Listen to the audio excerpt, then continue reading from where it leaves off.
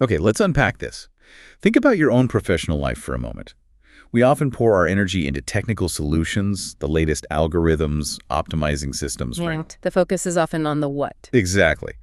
But what if I told you that truly profound, sustainable success, the kind that actually transforms an entire organization, often hinges on something far more human?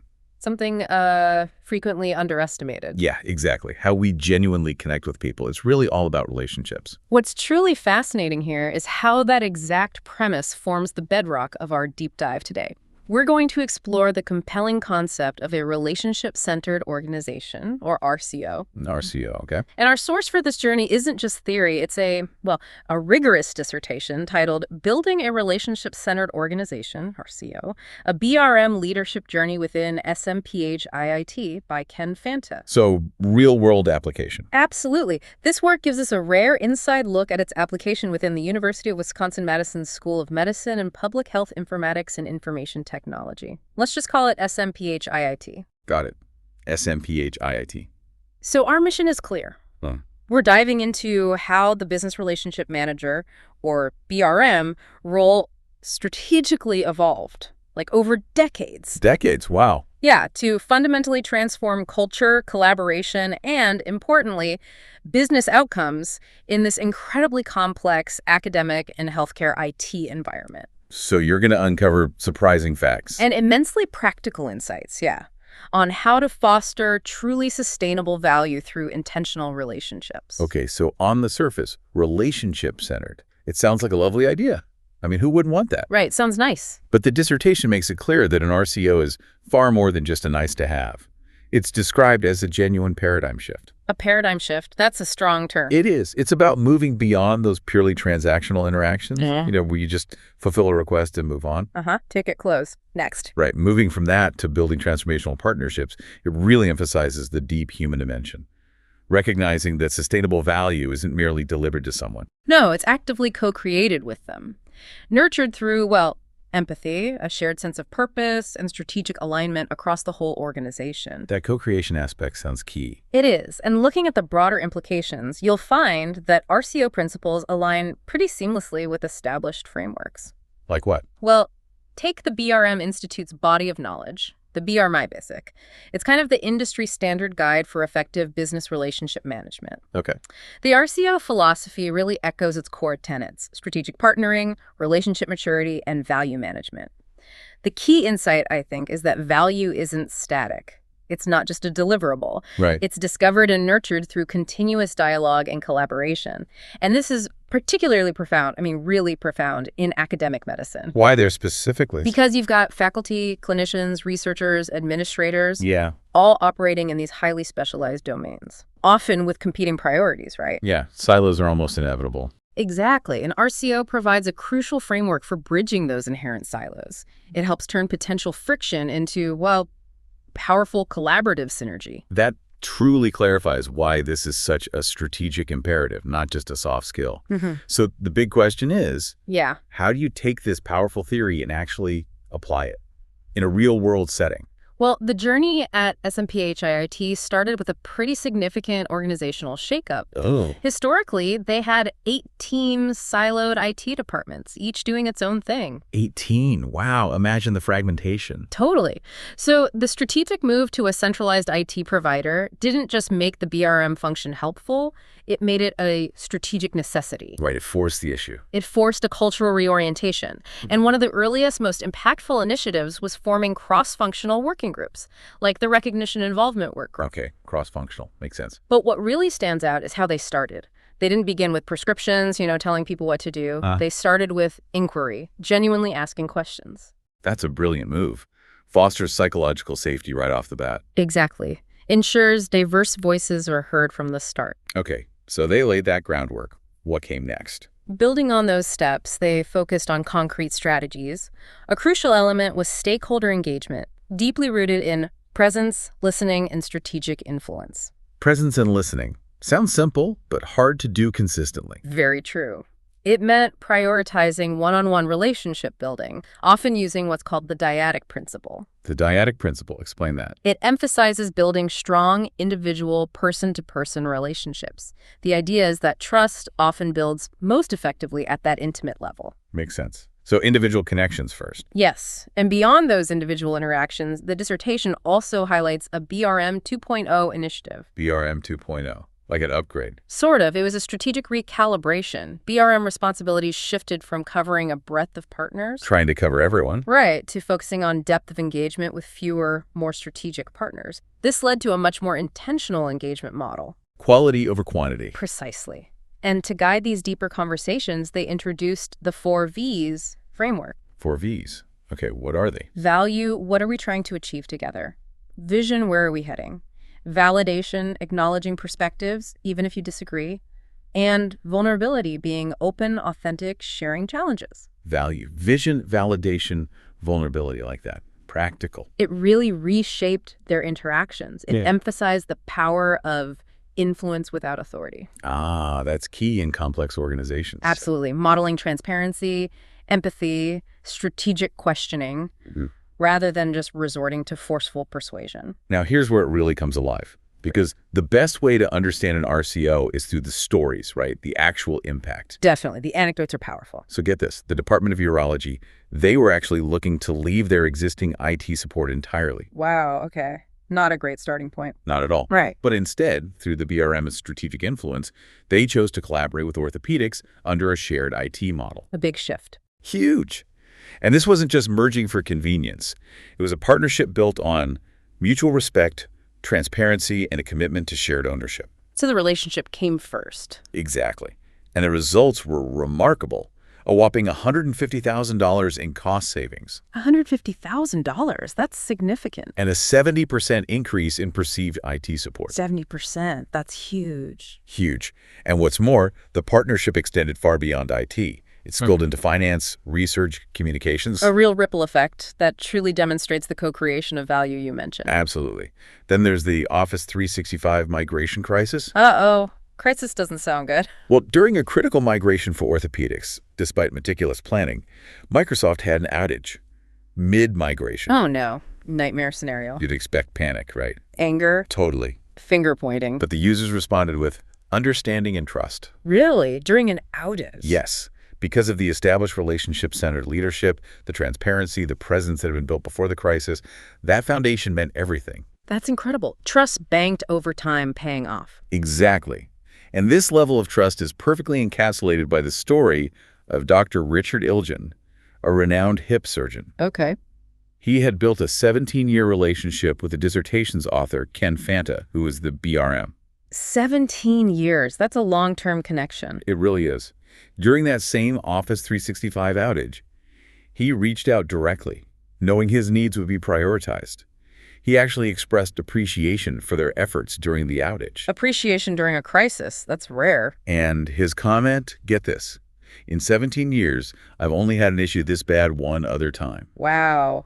That just underscores the depth of trust built over nearly 2 decades. Speaks volumes. It really does. The power of sustained connection. These anecdotes are so powerful. They vividly show how strategic relationships transform potential problems into, well, opportunities for deeper partnership. Yeah. There's another compelling story involving a skeptical researcher. Oh, I bet there were a few of those. Probably.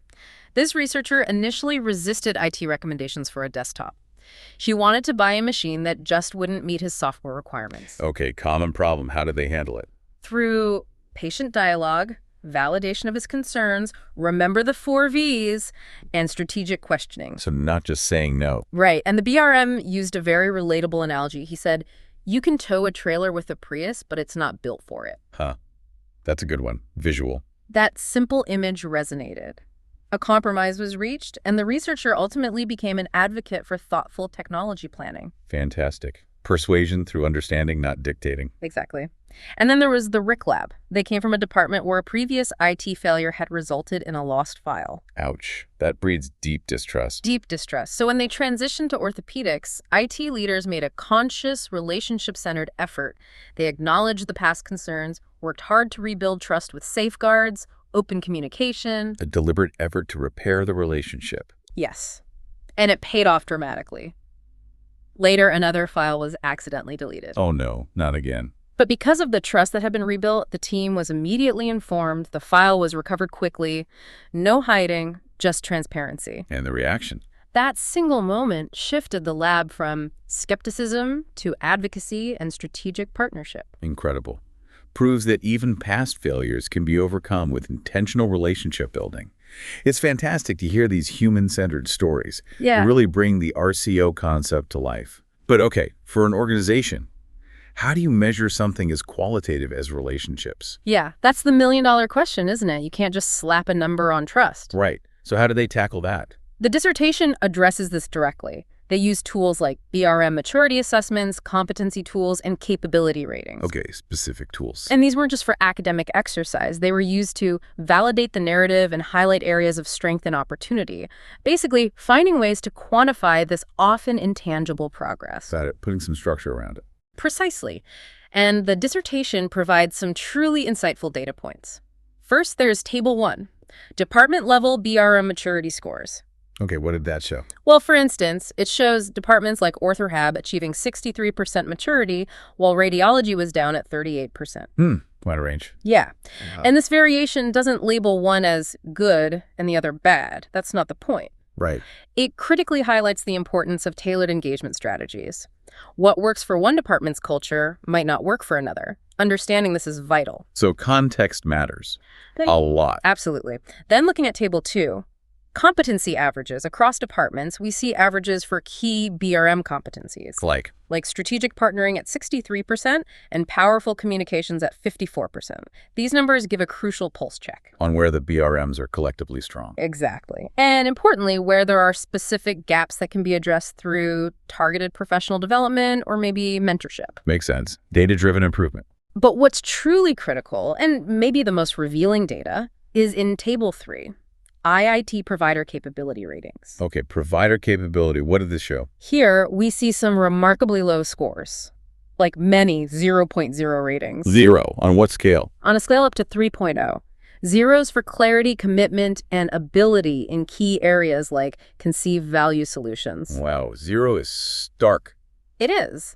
And this data, as the dissertation points out, only highlights some of the difficulties in progressing to a relationship-centered organization.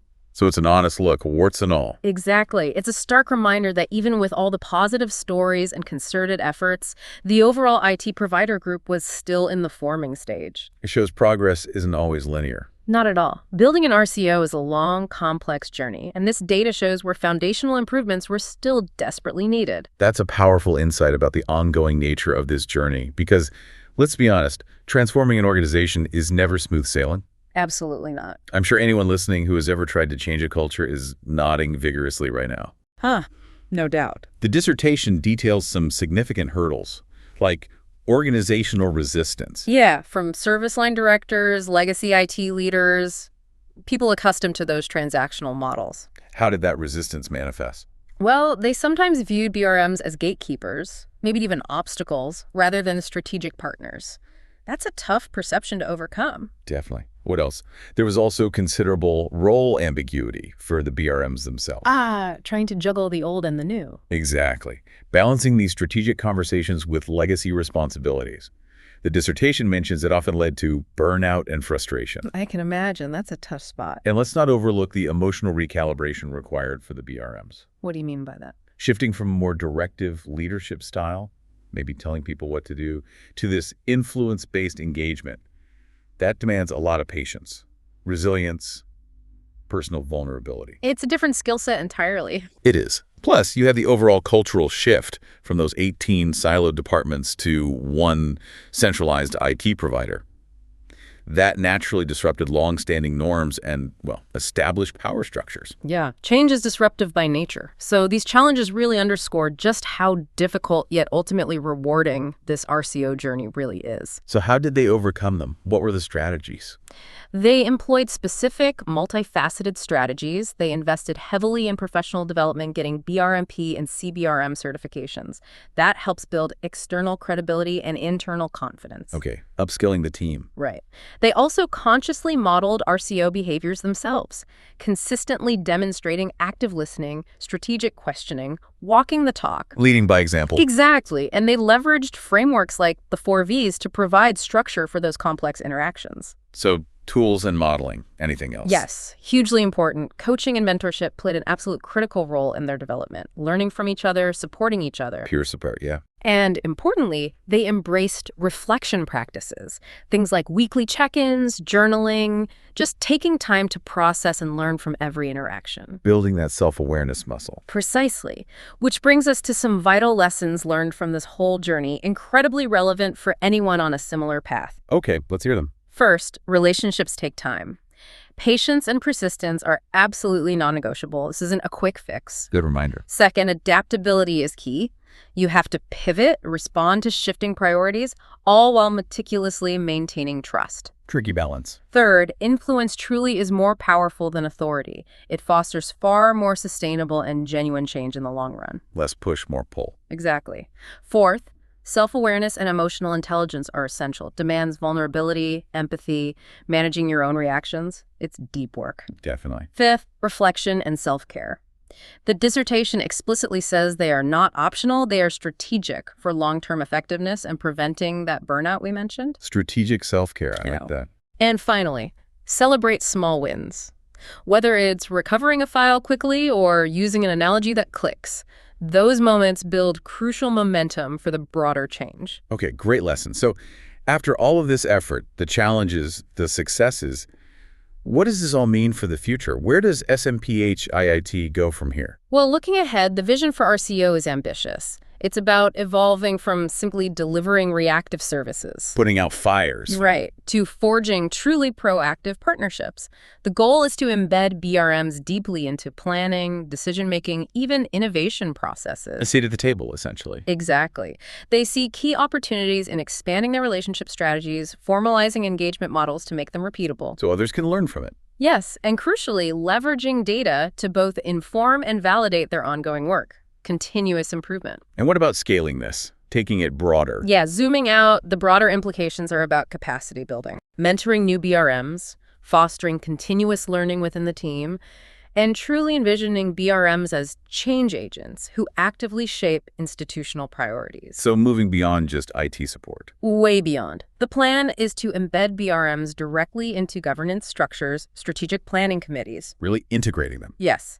And scaling these relationship-centered practices requires significant investment in the right tools, comprehensive training. They even talk about a BRM onboarding curriculum. Formalizing the knowledge transfer. Right, and consistent cultural reinforcement. The aim is to create a replicable model that other university units and potentially even external organizations can adopt. Making it transferable. Exactly. And the dissertation's BRM Survival Kit checklist in Appendix A offers really practical, actionable insights for anyone starting this journey. Oh, like what? Give us a couple examples. Sure. Things like elevate your perspective fly at 30,000 feet to see the bigger picture. Don't neglect mental and emotional self-care because this work is demanding. Strategic self-care again? Yep. Start small focus on one relationship at a time rather than trying to boil the ocean. And critically, build trust through presence, listening, and shared purpose. It keeps coming back to those fundamentals. It really does. Ultimately, this deep dive reminds us that the journey toward a relationship-centered organization, well, it's both profoundly challenging and incredibly rewarding. No doubt about that. It demands a fundamental shift in mindset, a deep commitment to strategic engagement, and an unwavering belief in the transformative power of human relationships. Well said. And the author's personal reflection really drives this home.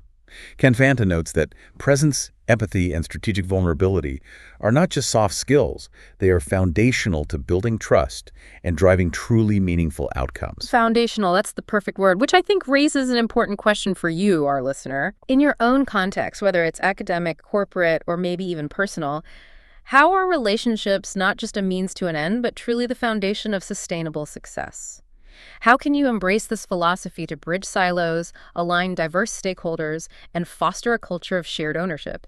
How can you become that leader, collaborator, and change agent through influence, presence, and purpose? It's definitely a question worth pondering long after this deep dive ends.